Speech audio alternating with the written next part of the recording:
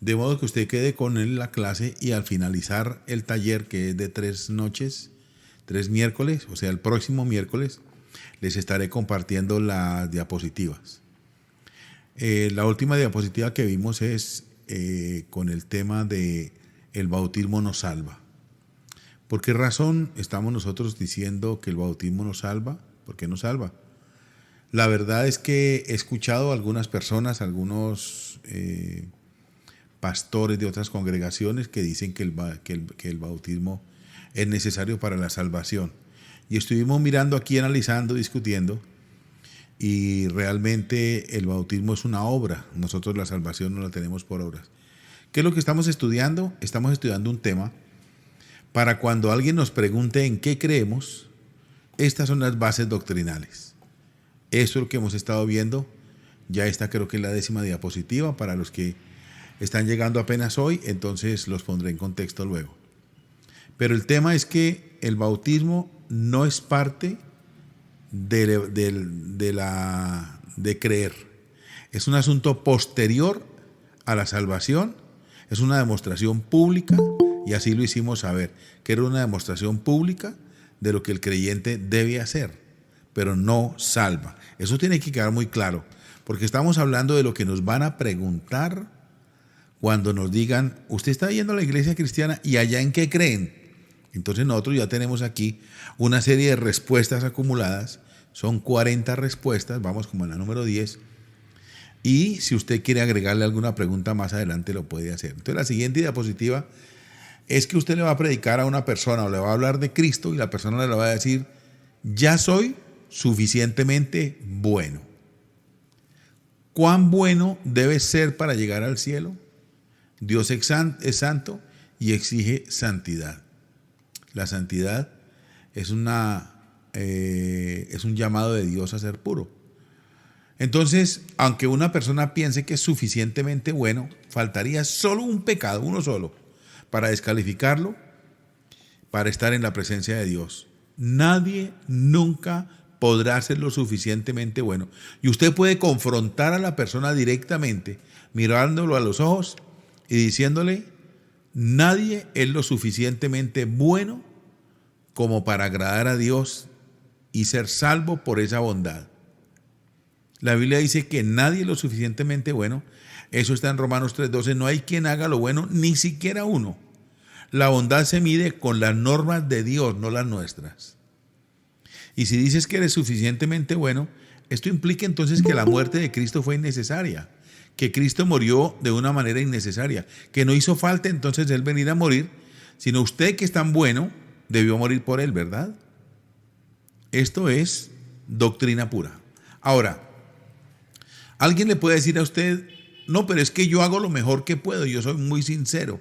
Yo me he encontrado con gente que le voy a hablar de Cristo, le voy a hablar de la salvación, le voy a hablar del alma, a dónde va su alma si usted muere hoy, y me dicen, yo hago lo mejor que puedo, yo soy muy sincero.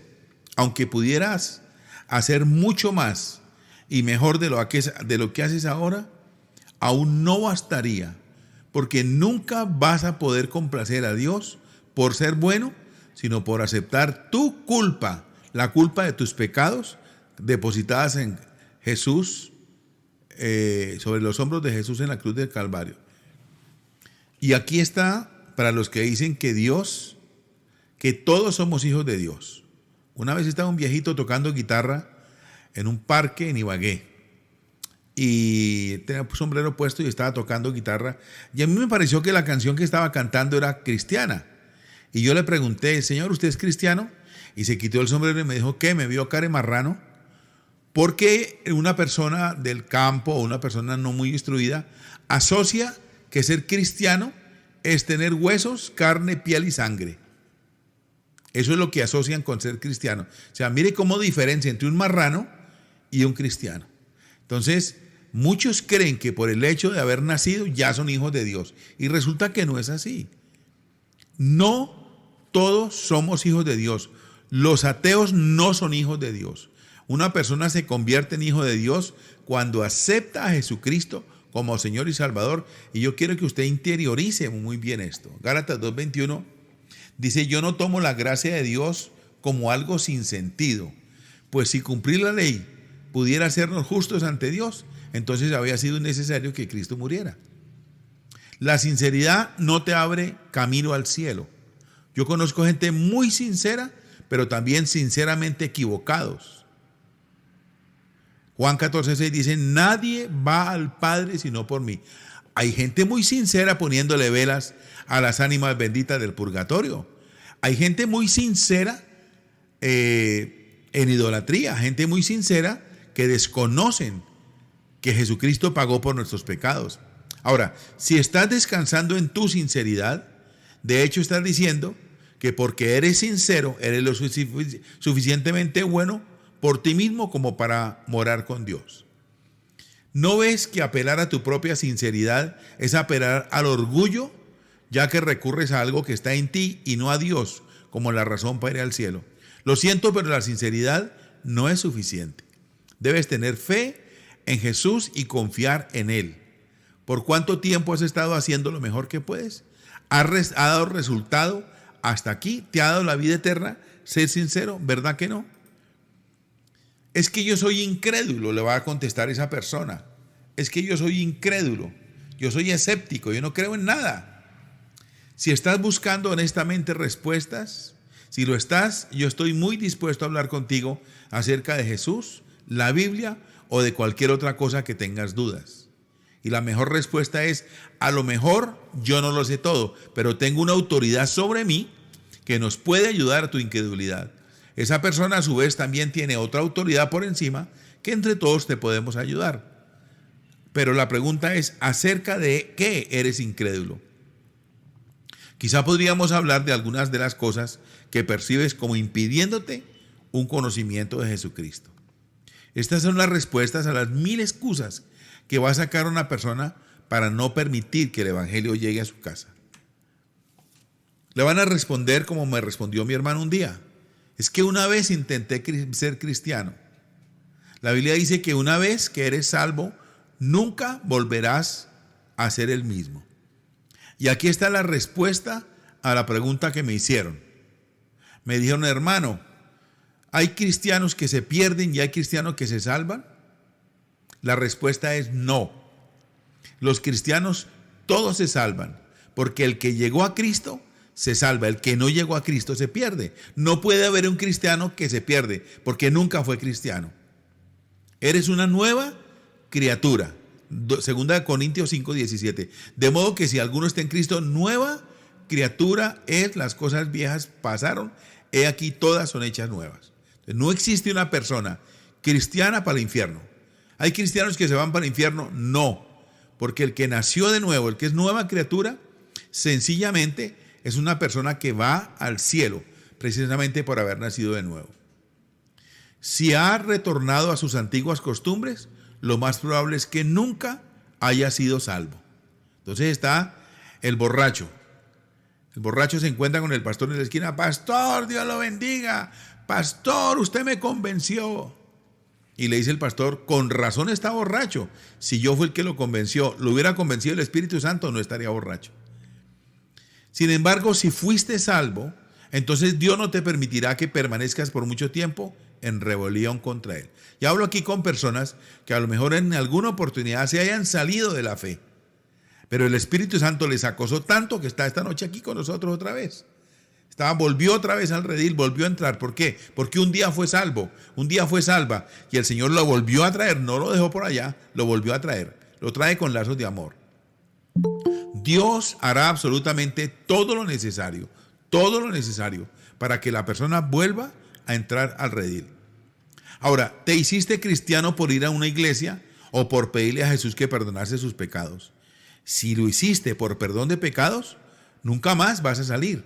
Pero si lo hiciste porque te invitaron y te sentiste bien en una iglesia y estás allí, tienes que tener un encuentro con Jesús para poder tener perdón de pecados y ahí sí ser llamado cristiano. Nadie que vaya a una iglesia por el hecho de ir a una iglesia, por el hecho de asistir a una congregación, se hace cristiano. Porque nadie que duerma en un garaje se hace carro. Así de sencillo, así de clarito es la palabra. Otra respuesta que le pueden dar es, conocí a algunos cristianos que me trataron incorrectamente. ¿Conoce usted algunos cristianos que hayan dado mal testimonio? ¿Conoce usted personas que están en una iglesia, que dirigen una iglesia, que ministran la palabra, que predican el evangelio y tienen mal testimonio, que no pagan lo que deben, que manipulan a las ovejas para sacarle la plata, que son mal hablados, que los vecinos dan mala fe de ellos? ¿Conoce usted gente así, que maltratan a las personas? Yo conozco muchas personas que maltratan, escudados en la fe. Pero también quiero decirle que los cristianos son personas que están en un proceso de perfeccionamiento, que no son perfectos todavía, que cometen errores como cualquier persona. Y para ellos lo que se puede extender es un perdón. Pienso que ellos es lo que harían por usted también, de perdonarle. Puede ser que ellos lo hayan hecho sin proponerlo. A lo mejor fue un accidente, a lo mejor fue una equivocación, un malentendido, o a lo mejor una reacción común y corriente de una persona que tenía mal genio, o algo pasó, que se le salió, algo pasó. ¿Fue algo realmente malo o solamente un error? ¿Has hablado con ellos? ¿Te has acercado a ellos? ¿A los que han sido maltratados por una iglesia? ¿A los que han sido maltratados por un pastor que los acusaron de algo que nunca cometieron? Bueno, ¿por qué no se acerca a hablar con ellos? En vez de estar enojado con la congregación, en vez de estar enojado con esos pastores, acérquese a ellos, o con esos cristianos que alguna vez le maltrataron. Puede ser que si estuviese de acuerdo, dispuesto a perdonar, entenderías el perdón que Dios tiene para ti. Todos necesitamos ser perdonados. De hecho, nosotros decimos: Padre nuestro que estás en los cielos, perdóname, así como nosotros perdonamos a los que nos ofenden. No pretenda que Dios le perdone si usted no ha perdonado. Es una pena que algunos que se dicen ser cristianos a veces lo que sirven es de tropiezo, de columna, pero atravesada en la puerta de la iglesia para que nadie entre. Sin embargo, ellos darán cuenta a Dios de sus propios actos. Lo importante es que tú te pongas en paz con Dios. Si te maltrataron, si te hicieron sentir mal, si te despacharon de la iglesia, si te humillaron, ellos darán cuenta a Dios. Lo importante es tu paz interior. Lo importante es que tú sientas que los perdonas a ellos. A lo mejor ni volverás a esa iglesia. Lo importante es que tú ejerzas el perdón, porque si no perdonas, vas a andar con ese reconcomio, vas a andar con esa colilla ahí todo el tiempo. Y a lo mejor cuando vas a poner una ofrenda, el Señor te dice: si estás enemistado con un hermano, deja la ofrenda ahí, vete y reconcíliate con él y vienes, y ahí sí traes la ofrenda. Es la palabra, no es un capricho. Hay que perdonar, así se hayan equivocado como sea, pero hay que perdonar. ¿Correré el riesgo? ¿Usted le gustaría asistir a la iglesia? No. ¿Y por qué no? No. ¿Le gusta hablar de la eternidad? No. ¿Con qué vas a correr el riesgo? ¿Con la eternidad? La eternidad es un tiempo demasiado largo para equivocarse sobre ella. ¿Por qué quieres correr riesgos en algo tan importante como tu destino eterno? Confiar en Cristo para tu salvación te tomará solamente un momento. Habrá una eternidad de dolor y reproche si no lo haces. Supongo que no corres riesgos con armas de fuego, ¿no es cierto? Y me imagino que no corres riesgo de pasarte semáforos en rojo. ¿Por qué habrías de correr riesgo con algo más importante como es la eternidad? No vale la pena. Jesús dijo que Él era el único camino para llegar a Dios. Él perdonó pecados, caminó sobre el agua, calmó la tormenta con una orden, resucitó muertos, Él mismo resucitó de entre los muertos. Nadie jamás ha hecho semejantes cosas en la historia. Si Él pudo hacer todo esto, ¿no te parece que deberías escucharlo con atención? Es la palabra que debemos darle a una persona que dice que correrá el riesgo de no escuchar el evangelio y que no le importa la eternidad. Esto es la respuesta que podemos darle a una persona que actúe de esa manera. Yo tengo un videíto, voy a intentar ponerlo aquí, vamos a ver, que esto a veces falla. Un videíto del pastor Alejandro Bullón. Vamos a escucharlo por un momento, por favor, a ver si me da para ponerlo acá. Escuche este diálogo tan interesante, dura apenas 3 minuticos. Escuché a un profesor diciendo de una forma muy irónica que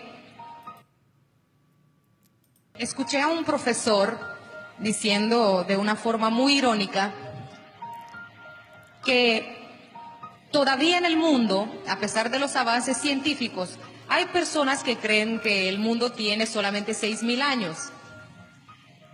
Yo me sentí entre aquellos, ¿cómo decir? Entre aquellas personas dignas de su ironía, porque realmente creo lo mismo. Vamos a suponer, pastor, imaginamos por un momento que soy una persona escéptica, hasta nihilista. No quiero saber absolutamente nada y no me creo ningún tipo de argumento que usted pueda traer. Sin embargo, usted me tendría que presentar a Jesús. ¿Qué me diría? Yo te voy a hacer un raciocinio. Vamos a decir que tú no crees en nada. Tú no crees en Dios. Tú no crees que hay salvación. Tú no crees que hay cielo. Tú no crees que hay vida eterna. Tú no crees en nada. Pero yo sí creo. Entonces vamos a hacer una apuesta. Aunque los cristianos no debemos apostar, vamos a hacer una apuesta. Solo a modo de ilustración. Vamos a decir que tú tienes razón. Cuando terminan los tiempos, descubrimos que no había Dios, no había cielo, no había tierra nueva, no había nada. Tú tenías razón, yo estaba equivocado. Ahora dime, si no hay nada, ¿qué perdí yo? Nada, porque nada existe. Pero vamos a hacer de cuenta que yo tengo razón. Terminan los tiempos, sí hay Dios. Si hay cielo nuevo, si hay tierra nueva, si hay cielo, si hay vida eterna, si hay salvación, ¿qué perdiste tú? Todo. Entonces, hasta por lógica, es mejor creer en Dios.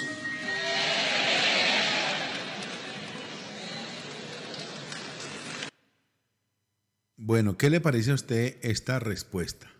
¿Qué le parece a usted esta gente que dice que correrá el riesgo de equivocarse, de no aceptar al Señor como Salvador? Entonces aquí nos vamos a encontrar con esta serie de personas que nos van a dar este tipo de respuestas. Y ahí tenemos nosotros esa apuesta, ¿verdad? Supongamos que yo creo en Dios y usted no cree. Esa es la respuesta, ¿verdad? Entonces ahí el pastor Alejandro Bullón le está respondiendo a la mujer atea y le está diciendo, supongamos que yo sí creo y que usted no cree. Supongamos que si hay un Dios, si hay un cielo, hay una salvación y una eternidad. Al final los dos morimos. Y si era verdad, ¿usted qué perdió? Y la mujer respondió, yo lo perdí todo. Lo perdí todo. Otra respuesta que puede dar una persona a la que se le está presentando a Jesucristo es, pero yo no soy tan mala persona. Yo no sé si usted ha intentado hablar con alguien y le responde de esa manera. No, pero usted ¿por qué me habla a mí de iglesia y de la Biblia y del Espíritu Santo y del Señor Jesucristo si es que yo no soy tan mala persona? Recordemos que la cuestión no es si siente ser bueno o ser malo, cuando la Biblia dice que todos somos malos. Nadie en la historia de la humanidad se atrevería a que le conectaran un cablecito a la mente y proyectaran en una pantalla lo que pensó durante todo el día, porque con seguridad ahí encontraríamos una que otra basurita. Esas personas que dicen que no son tan malas, a ellos hay que tenerles cuidado. Si todos han pecado, si todos, buenos o malos, estamos bajo el juicio de Dios, Dios nos pide que seamos, no nos pide que seamos lo bastante buenos o que no seamos tan malos. Él quiere que no pequemos en absoluto.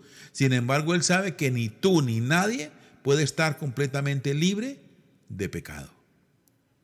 Le preguntó una hermana al pastor José Manuel Sierra de Tenerife, España.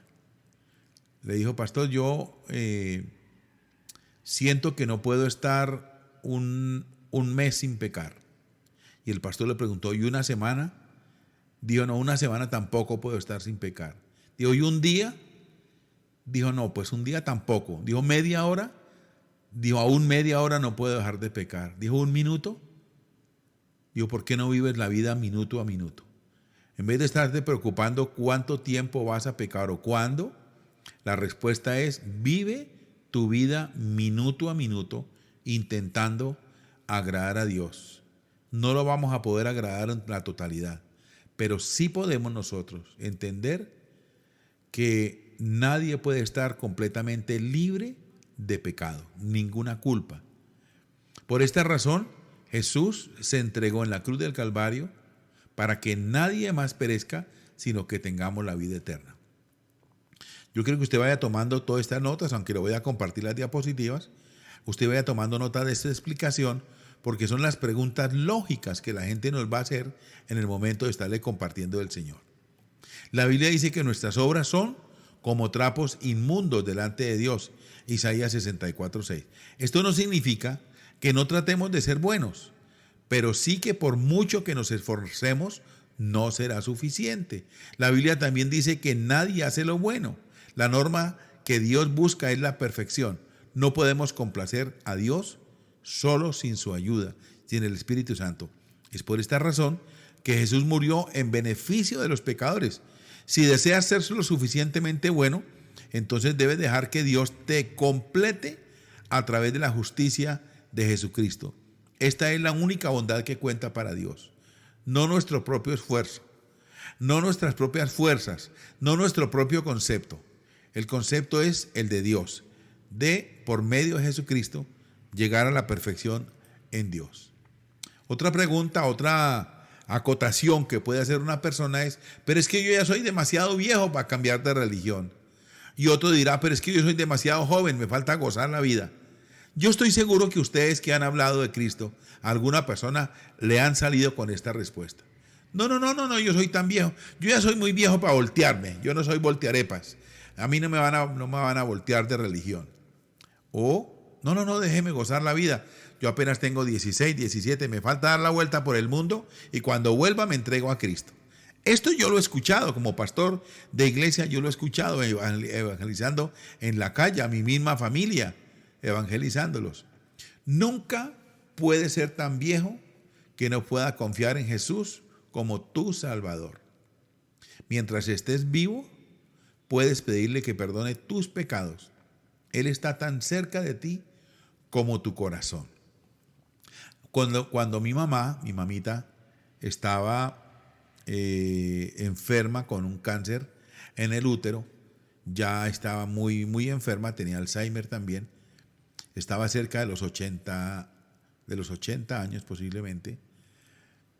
Yo estaba acompañándola en unos exámenes en el hospital y me puse a hablar con la doctora, con la médico que le estaba haciendo los análisis de las imágenes. Entonces la doctora me dijo, mire, llévese para la casa, dele a la señora todo lo que pueda para consolarla, para tenerla en la casa. Ella tiene un cáncer muy avanzado, no le vamos a hacer biopsia ni nada por el estado mental de ella. Llévesela, que eso le va a durar por ahí 3 meses. Y le dije, doctora, pues me da una pena con usted, pero yo soy creyente, yo soy hijo de Dios, yo soy cristiano evangélico pentecostal. Y yo oro por mi mamá y voy a orar para que el Señor la deje más tiempo.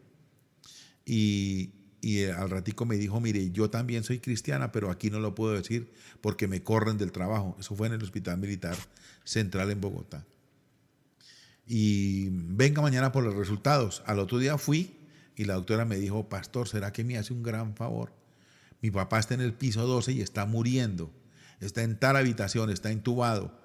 Hágame un favor, vaya y ore por él. Entonces yo subí al piso 12 del Hospital Militar y tenían un viejito con oxígeno. Me acerqué a la habitación de él, a la cama donde estaba, y le dije, si me entiende lo que le estoy diciendo, abra los ojos. Y el viejito en medio de la máscara, él me abrió los ojos y miró y me hizo que sí escuchaba lo que yo le estaba diciendo. Lo llevé al arrepentimiento, a que confesara sus pecados, a que pidiera perdón y a que disfrutara de un cielo que Dios le había preparado, y ustedes vieran con qué alegría que estaba ese señor muriendo.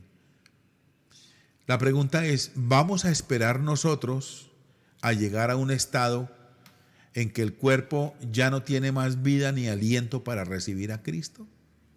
Yo he oído gente que dice, no, cuando me lleven en la ambulancia con un infarto voy a recibir a Cristo. ¿A usted no le parece que eso es una gran necedad? ¿A usted no le parece que eso es una gran torpeza? Cuando no sabemos en qué momento nos agarre la muerte. Nunca puedes ser tan viejo para no confiar en Jesús como tu Salvador. Mientras estés vivo, tú puedes pedirle que perdone tus pecados. Él está tan cerca de ti como de tu corazón. Concedemos que hay algunos demasiado jóvenes como para entender el mensaje del Evangelio, pero aquí nos referimos solo a quienes nos dan esto como excusa. La juventud es una bendición de parte de Dios, pero no emplees como excusa para mantenerte alejado de Dios.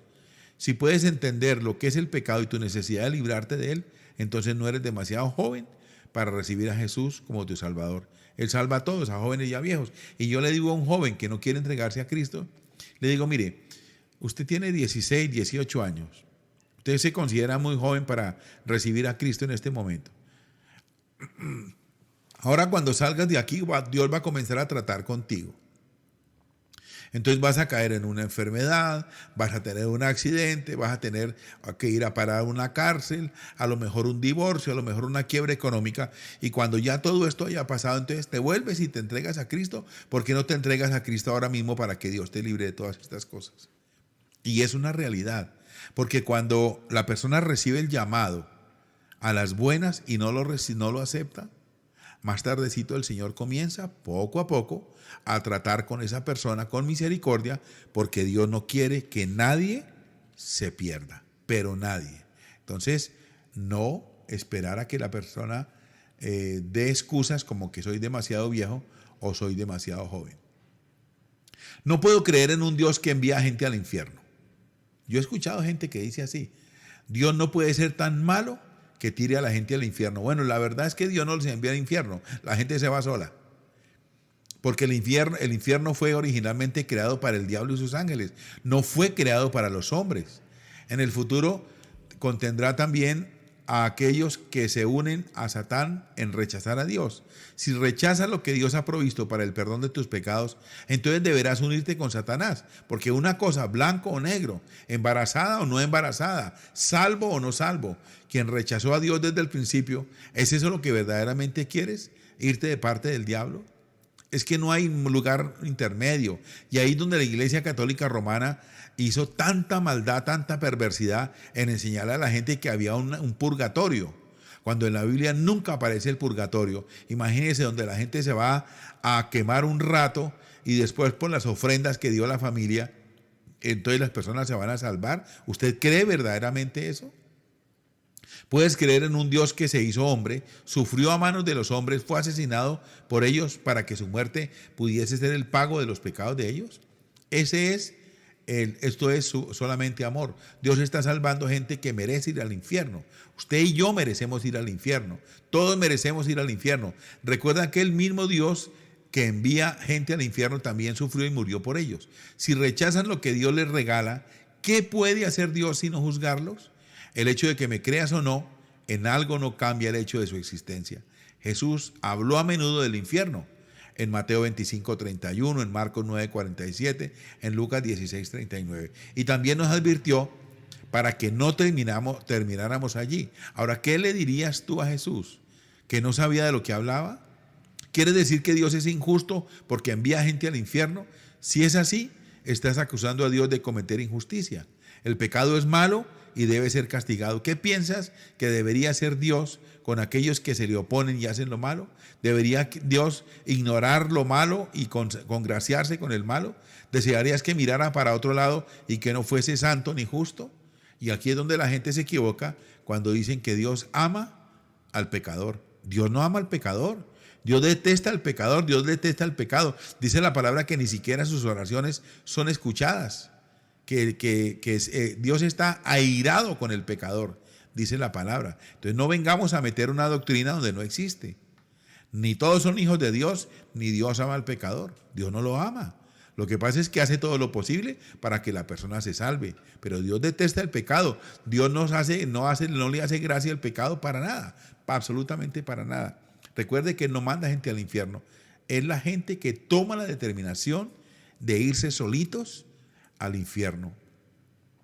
Ay, me preocuparé de esto en la otra vida. Para los que creen en la reencarnación, para los que creen que no hay infierno.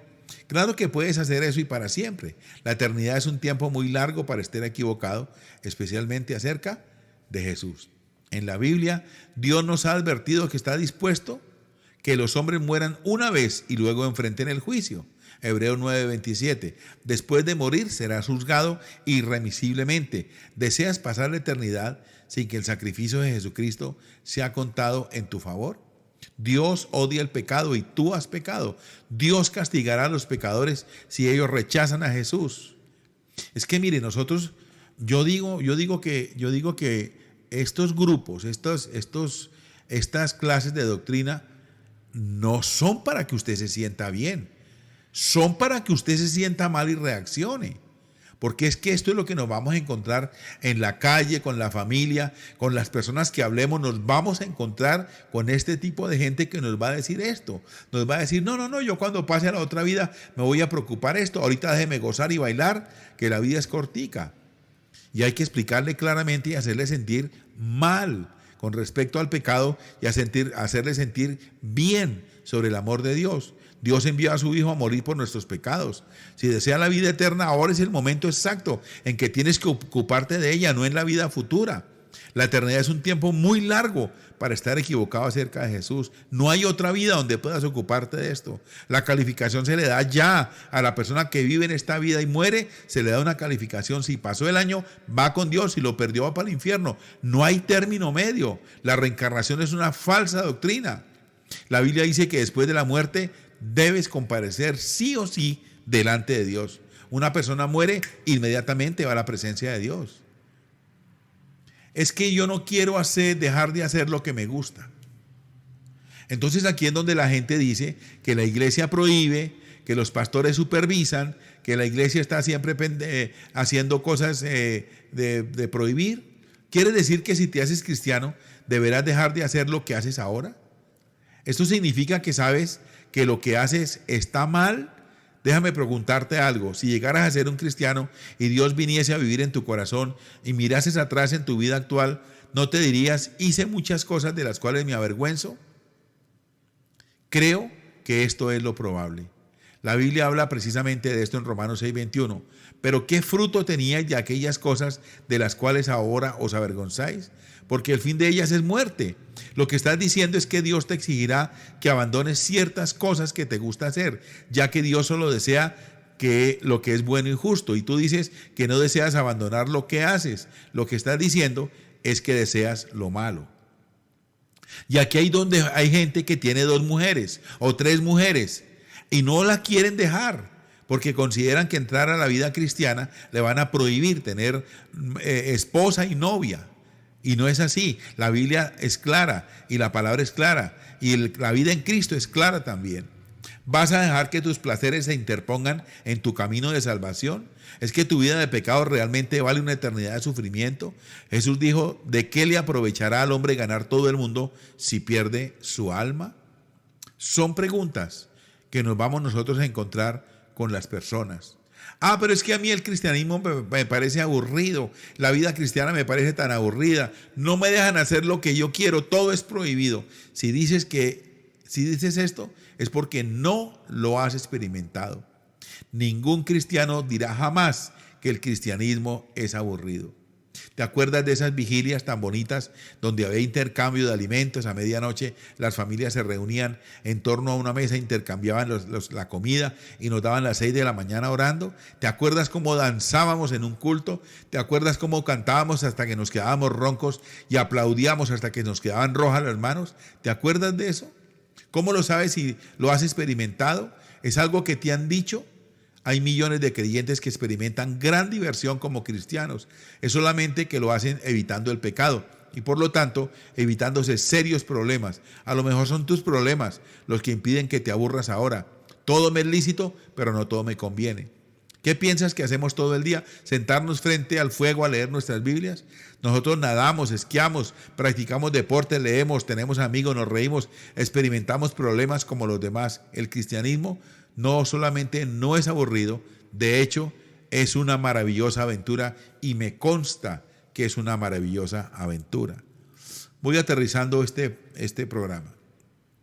Otra respuesta, es que yo soy un ateo, yo no creo en Dios. Un ateo es alguien que afirma saber que no hay Dios, pero eso no puede saberse con certeza, porque deberías conocer todas las cosas para asegurar que Dios no existe. Si supieses todas las cosas, serías Dios. Por tanto, lo único que puede ser es un agnóstico y no un ateo. Un agnóstico dice que no sabe si hay Dios. Normalmente, después de decir esto, yo lo desafío a que explique las profecías del Antiguo Testamento que se cumplen en el Nuevo Testamento, como el Salmo 22. Afirmo que la Biblia es única en este sentido y que solo Dios puede hacer profecías al 100% precisas. Entonces le pregunto cómo explica el cumplimiento de las profecías si no hay Dios. ¿En qué crees, pues? ¿En la evolución? Si es así, la has estudiado por ti mismo. ¿O crees lo que te dicen en la televisión? La teoría de la evolución presenta una serie de problemas. Me parece que exige muchísima fe creer que te has desarrollado del limo del océano, de la nada. La nada produce nada. La nada nunca va a producir algo.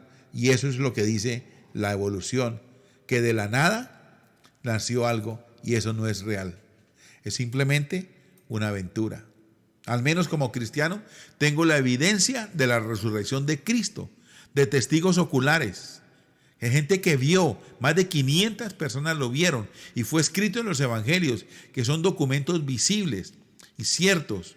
Con evolución o sin ella, Jesús resucitó de entre los muertos, afirmó ser Dios y perdonó pecados. Prefiero poner mi fe en Él antes de la evolución. Si como tú dices no hay Dios, entonces al final nada tengo que perder. Pero si como yo digo hay un Dios, al final lo perderás todo. Es lo que vimos en el video. ¿Por qué no crees en Dios? ¿Tienes alguna razón para rechazar inteligentemente su existencia o simplemente no deseas creer en Él? La Biblia no intenta demostrar que Dios existe, simplemente habla como si Él existiese. Puede ser que no te pueda demostrar la existencia de Dios, pero puedo presentártelo a través de su Hijo Jesucristo y puedes juzgar por ti mismo si las palabras de Cristo en la Biblia te convencen de su existencia. Bueno, yo quiero terminar, aunque no está todavía completa la clase, voy a dejar aquí porque es mucho material.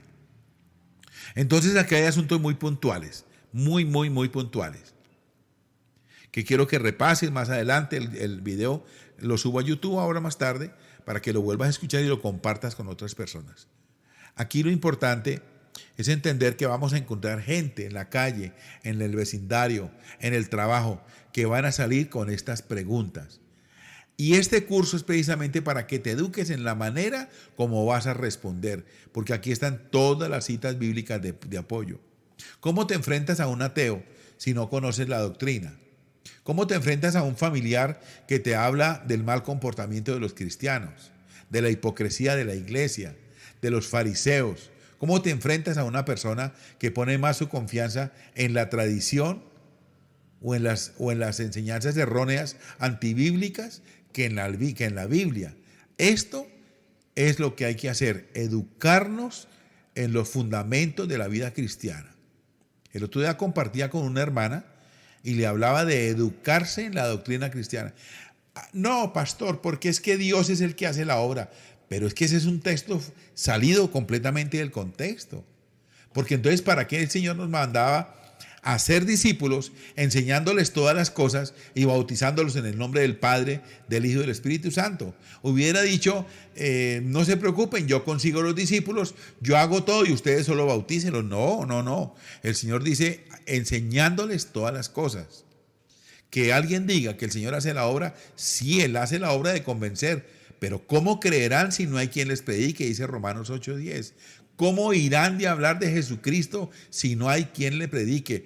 Así se ruborice, así se enoje, tenemos que presentar a Cristo, porque si le negamos ahora, Él también nos negará más adelante. Entonces, termino aquí la clase, ya son las 8:22, y quiero preguntar si usted tiene claro el mensaje, si quiere hacer alguna pregunta, si la quiere hacer para más adelante, si quiere corroborar lo que estoy diciendo. Por favor, alguien que hable. Yo, pastor. Adelante, ¿Cómo hermano. está? No, para mí pues todo está muy claro. Todo lo que usted ha dicho es lo que nos han enseñado desde que conocimos de Cristo y todo está muy claro sobre la salvación, sobre el ateo, sobre el verdadero cristiano, sobre los dichos que tiene la gente y todo eso, sí. Exactamente, hermana Dolly, así Todos es. dicen que son hijos de Dios y que Eso. sobre todo los católicos todos creen que van para el cielo. Exactamente, sí señora. Y hay también la otra posición de las personas que dicen, no, yo no merezco el cielo porque yo no soy tampoco tan bueno. Entonces ahí hay que explicarle precisamente el plan de salvación de Cristo. Gracias, hermana Dolio. ¿Alguna otra cosa?